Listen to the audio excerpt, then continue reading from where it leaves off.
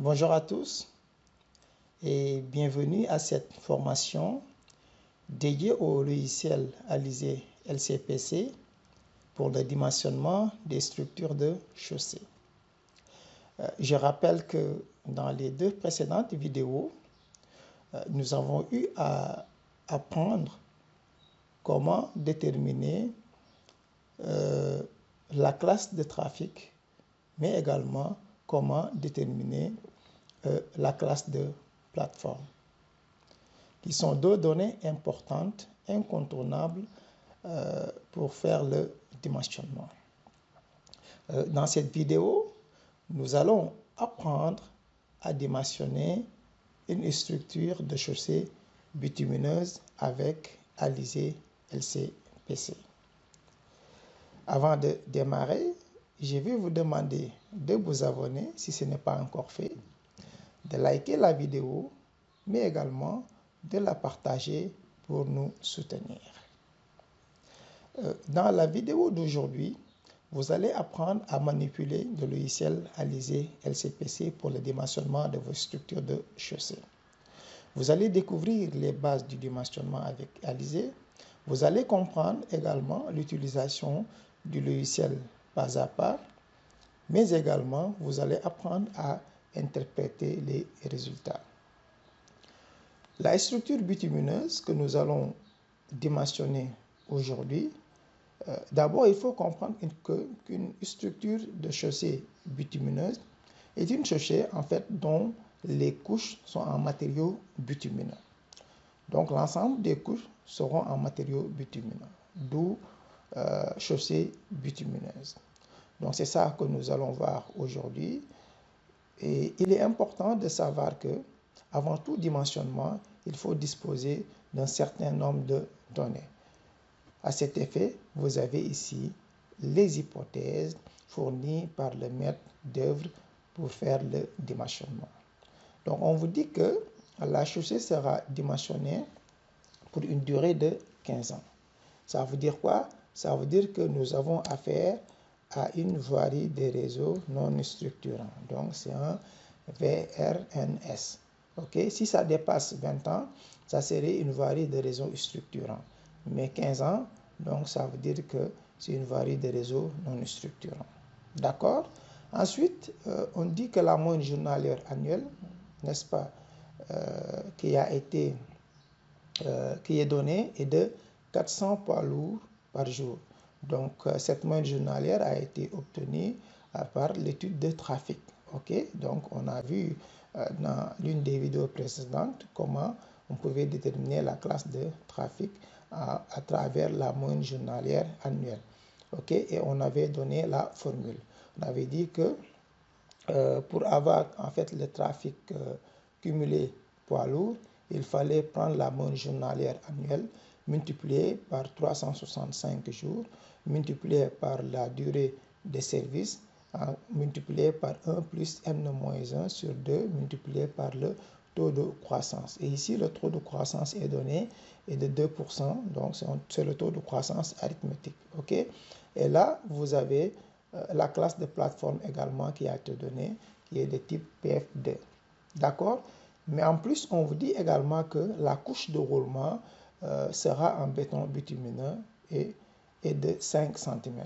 Donc, il faut déterminer maintenant l'épaisseur de la couche de graphe bitume. Donc, ça veut dire qu'on aura deux couches, une couche de roulement en béton bitumineux et tout simplement une couche de base ou fondation en graphe bitume. Okay? Donc, dimensionner cette chaussée consiste à déterminer l'épaisseur de la couche de graphe bitume qui est ici l'inconnu. D'accord? Donc, dans le logiciel Alizé LCPC, on va déterminer, disons, les efforts admissibles, c'est-à-dire on va d'abord déterminer dans un premier temps la déformation admissible au niveau de la plateforme, mais également l'effort de traction admissible au niveau de la couche de graphe bitume.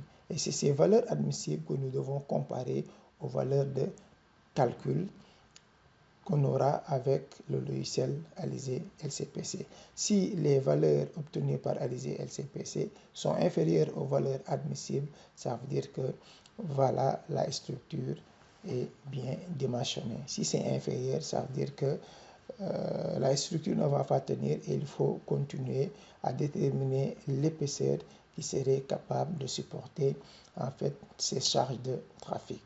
D'accord? Cela dit, passons à l'essentiel. Donc, je vais réduire cette fenêtre et nous allons ouvrir notre logiciel Alizé LCPC ici au bureau. Donc, je clique sur l'icône depuis le bureau. Voilà, ensuite, je clique n'importe où pour que ça s'ouvre. OK? Donc, le logiciel Alizé LCPC, c'est ouvert. Et là, je vois le menu fichier, calculer, ensuite valeur admissible. Commençons d'abord par déterminer les valeurs admissibles. Donc, cliquez sur valeur admissible. OK? Donc, quand vous cliquez sur valeur admissible, déjà, vous voyez cette fenêtre de dialogue qui s'ouvre et vous demande de renseigner les données relatives au trafic. OK? Donc, tout à l'heure, on l'a montré à travers ce fichier Word que vous avez ici. Donc, vous voyez, on a un trafic moyen journalier annuel de 400 poids lourds. OK? Donc, nous allons saisir cette valeur. Ici, c'est 400 poids lourds. Ensuite, le taux de croissance arithmétique est de 2% et la durée de service est de 15 ans. D'accord? Automatiquement, vous voyez que Alizé a calculé le trafic cumulé poids lourd qui est de 2 496 600. OK? Je rappelle que ce trafic cumulé poids lourd, vous pouvez le calculer par vous-même à travers la formule qu'on avait donnée dans les précédentes vidéos et que je vais vous montrer ici. Voilà. Donc, c'est à travers cette formule-là. Donc, c'est cette formule qui permet de déterminer le trafic cumulé poids lourd. Donc, vous pouvez retrouver cette même valeur fournie par le logiciel en utilisant cette formule. Prenons notre calculette et voilà, faisons le calcul par nous-mêmes. Donc, la moyenne journalière annuelle multipliée par 365 jours, multipliée par la durée de service, multiplié par 1 plus la durée de service moins 1 sur 2 multiplié par le taux de croissance. Calculons d'abord ce qui est dans cette parenthèse. Donc, je prends n-1, c'est-à-dire 15. La durée de service est de 15 ans, je vais 15 moins 1. Ensuite, qui donne 14, que je multiplie par le taux de croissance arithmétique qui est de 2%. Donc, je fais multiplier par 0,02. Je valide. J'ai 0,28. Ensuite, tout ça divisé par 2. Je prends divisé par 2 et j'obtiens 0,14. Plus maintenant, c'est 1 là que vous voyez ici. Je fais plus 1. Voilà, j'obtiens 1,14. Donc, je prends tout ça multiplié par la durée de service, donc 1,14 multiplié par 15 ans. Ensuite, multiplié par 365 jours, multiplié par 400, qui est la moyenne journalière annuelle. Donc, je valide par entrée. Regardez, on a obtenu la même valeur que Alizé nous a donnée. 2 496 600 poids lourds. Vous voyez? Voilà, donc revenons à Alizé. Voilà, donc cette valeur-là, on l'a déterminée par nous-mêmes. OK? Donc, commençons par déterminer la déformation admissible au niveau de la plateforme. Donc, ici, il faut changer le matériau. Au lieu de prendre bitumineux, je sélectionne ici et je prends tout simplement grave non traité, GNT et sol. OK? Ensuite, là, il faut trouver le CAM au niveau de la plateforme. Je rappelle que le CAM est intrinsèque au matériau. OK? Donc, puisque c'est intrinsèque au matériau, donc il faut venir ici. Vous cliquez à l'intérieur jusqu'à ce que ça clignote. Ensuite, vous venez prendre CAM catalogue 98. OK? Vous cliquez CAM catalogue 98. Donc, on a déterminé la classe de trafic parce que tout à l'heure, on a déterminé le nombre de poids lourds cumulés. Donc, nous sommes ici pour le voirie des réseaux non structurants. Notre valeur est entre 1,5 million à 2,5 millions. Donc, nous avons comme classe de trafic TC4. OK, donc c'est supérieur à T3. Donc, vous venez maintenant tout à fait en bas puisque c'est la CAM au niveau de la plateforme qui nous intéresse. Regardez, vous regardez ici, vous avez plateforme support. Et on sait que nous avons comme classe de trafic supérieure à TC3. Donc, vous prenez ici la valeur en dessous 1 et vous cliquez sur OK. Automatiquement, le CAM a été renseigné. OK. Maintenant, il reste ici à déterminer la valeur du coefficient A et de la pente B. OK.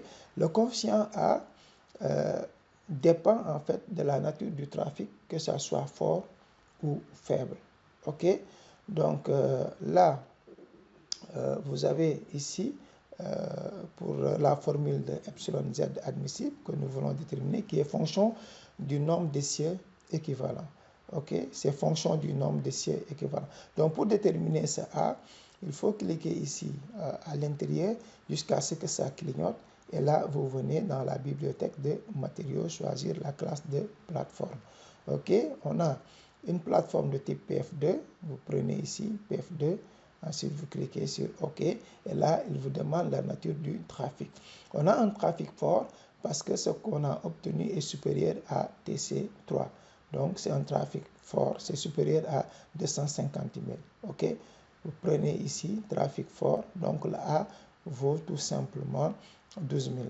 Ensuite, on clique sur OK. Et automatiquement, ça a été renseigné. Donc, vous avez renseigné l'ensemble des informations intrinsèques au matériau.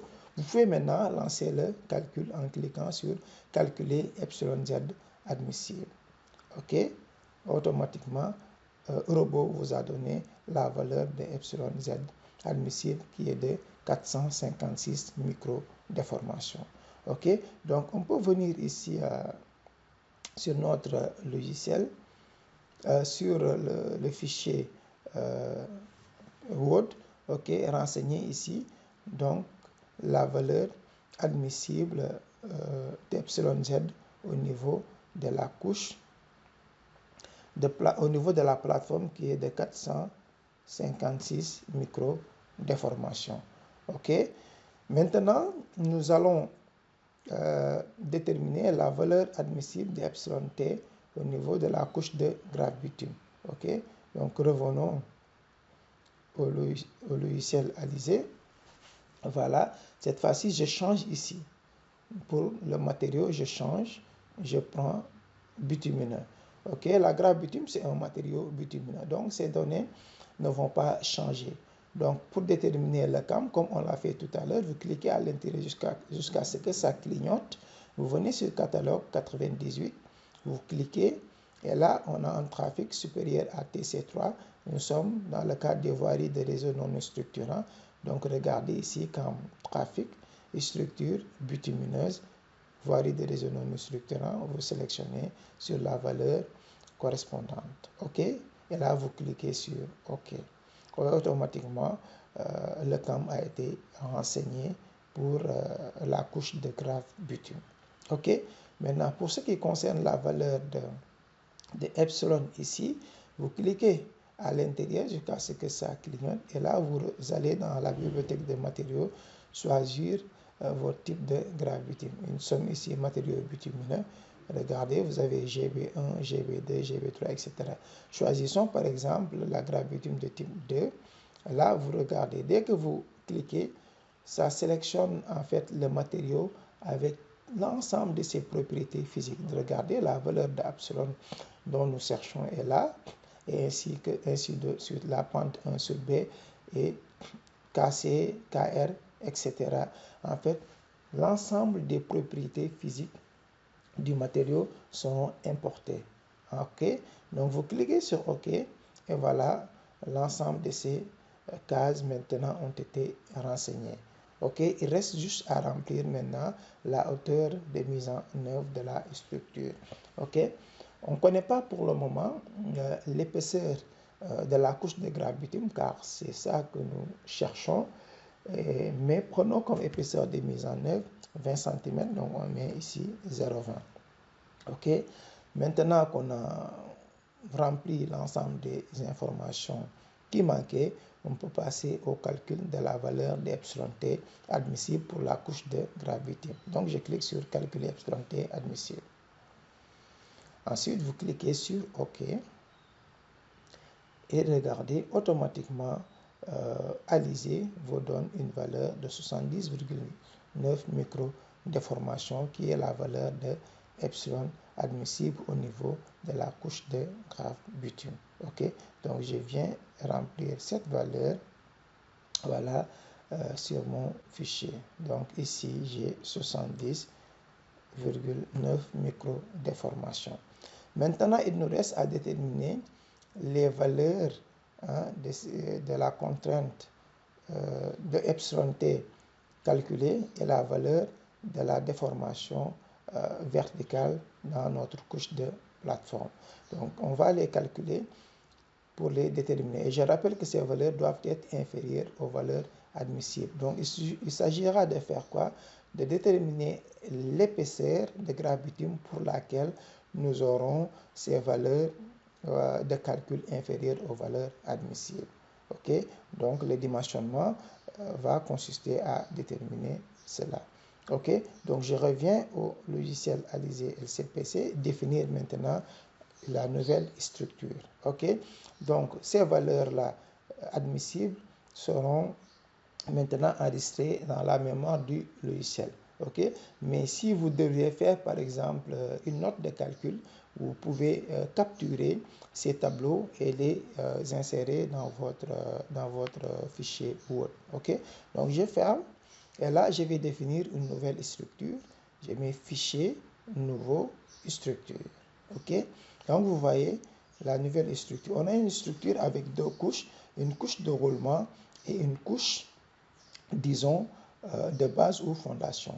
Et là, ce sera la plateforme. OK? Si vous voulez ajouter une couche, on l'a montré dans les vidéos précédentes. Vous avez ici ajouté couche comme supprimer couche également. OK?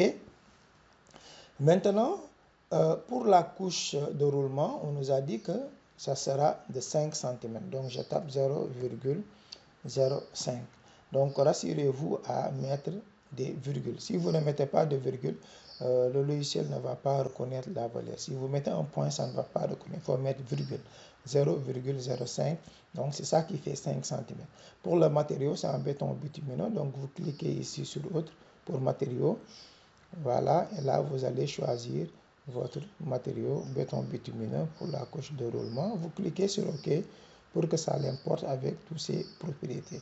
Donc, vous avez ici le module et ici le coefficient de Poisson. OK, maintenant pour la couche de graphe bitume, j'ai dit que l'épaisseur de mise en œuvre est de 0,20. Donc, je mets 0,20 cm.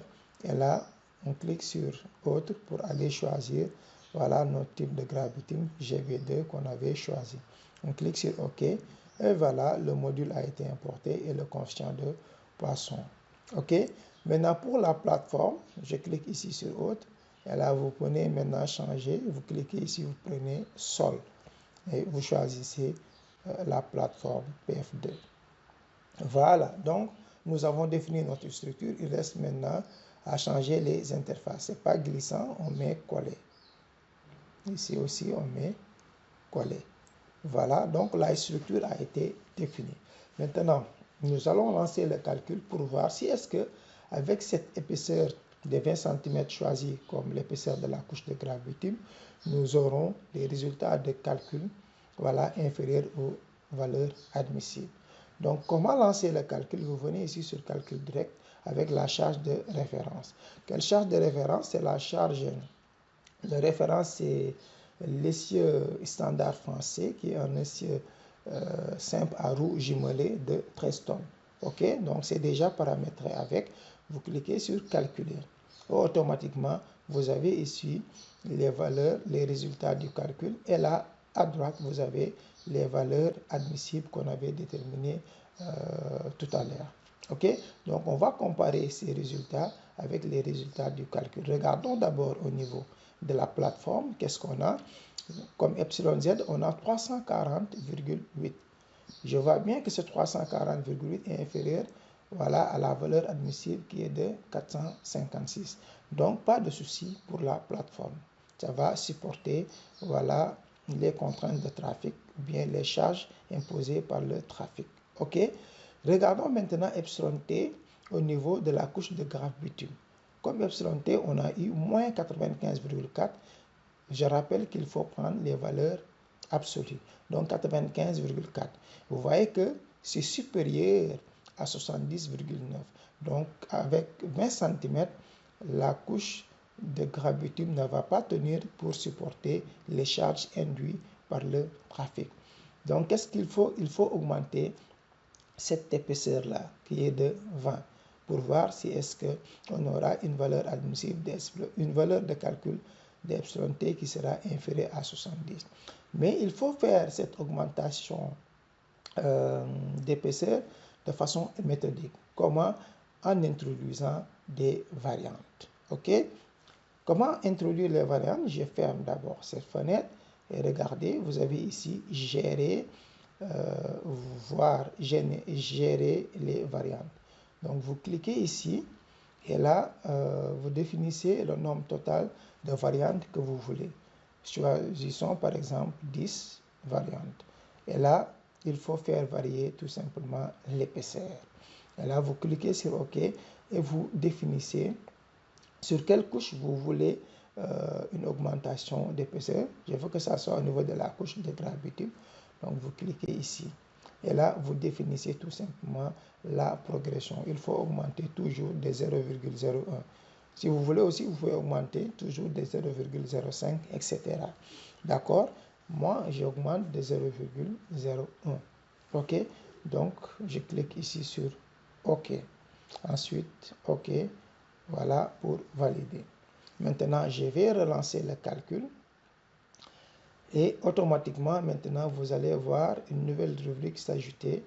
Voilà, variante N plus 1. Donc là, on a les résultats que l'on avait tout à l'heure. Maintenant, je vais passer à la variante N plus 1 pour voir si est-ce que, voilà, la contrainte, la valeur d'epsilon T va changer ou pas. OK, donc je clique sur la variante N plus 1, regardez, j'ai cliqué sur la variante N plus 1, automatiquement, l'épaisseur de la couche de graphe bitume a augmenté de 0,01. Donc, j'obtiens 0,21. Vous voyez? Et là, regardez, la valeur d'epsilon T a également changé et donne maintenant 89,7. Mais ça ne suffit pas. On va passer à la variante suivante. Voilà, N plus 2. Et là, j'ai obtenu également une augmentation de 0,01 par rapport à l'augmentation précédente. Maintenant, mon épaisseur est de 0,22 et la valeur d'epsilon T est de 84. Ça a diminué, mais ça ne suffit pas. J'augmente encore, je passe à la variante suivante. L'épaisseur a encore augmenté de 0,01 par rapport à la précédente. J'obtiens maintenant 0,23 et là également, epsilon T a diminué, mais ça ne suffit pas. On passe encore à la variante suivante, N plus 1. J'obtiens également une augmentation de l'épaisseur qui est maintenant de 0,24 et la valeur d'epsilon T également a diminué, mais ça ne suffit pas. Je continue. J'obtiens maintenant 0,25 comme épaisseur et epsilon T est maintenant de 71,4. Regardez, la valeur admissible est de 70,9. Donc, c'est toujours supérieur. Je passe à la variante suivante. OK? Là, j'obtiens comme épaisseur 0,26, mais epsilon T est de maintenant 67,7. Là, vous voyez que c'est bien inférieur à 70,9. Donc, c'est cette épaisseur qui est correcte, car avec cette épaisseur, j'arrive à avoir les valeurs de calcul inférieures aux valeurs admissibles. Donc, notre couche de graphe bitume aura au minimum une épaisseur de 26 cm. OK? Si vous voulez avoir des multiples de 5, vous pouvez passer, disons, lors de la mise en œuvre à tout simplement 30 cm. OK? C'est tout simplement un problème de choix. OK? Maintenant, je peux afficher mon fichier Word et remplir ces ces informations que je viens d'obtenir. Donc, pour la valeur de calcul de epsilon t, j'obtiens 67,7 et la valeur de calcul de epsilon z, ça donne 237,7. Donc, je remplis ça dans mon fichier Word. 67,7 ici, 67,7 comme valeur de calcul de epsilon, et ici pour la valeur de calcul de epsilon z, j'ai obtenu combien? Ça fait 237,7. Voilà, 237,7. Donc vous voyez que 237,7 est bien inférieur à 456, voilà, microdéformation, mais également 67,7 est inférieur à 70,9 microdéformation. Donc notre couche de graphe bitume ici, dont l'épaisseur est inconnue, est maintenant de 26 cm. Ok, donc en conclusion, on peut dire que la structure retenue, donc en conclusion, la structure, voilà, retenue est la suivante. Et la suivante, donc je mets une puce, n'est-ce pas, couche de roulement en BB, voilà, je mets 5 cm, ensuite couche de base ou fondation, puisqu'on a tout simplement deux couches, en graphe bitume, voilà, GB, graphe bitume, tout simplement 26 cm, et sur une plateforme de type PF2, voilà, qui est infinie. Donc, c'est ça la structure qui sera retenue. J'espère que vous comprenez maintenant comment, voilà, manipuler le logiciel Alizé LCPC pour dimensionner une structure bitumineuse. Donc, ces tableaux-là, vous pouvez les capturer et les insérer dans votre fichier Word pour les besoins de l'établissement de la note de calcul. J'espère que cette vidéo vous aura plu et vous sera d'un grand apport. Donc, n'oubliez pas de vous abonner, de liker la vidéo pour nous soutenir, mais également de la partager. Je vous remercie de nous avoir suivis et à très bientôt pour une nouvelle vidéo.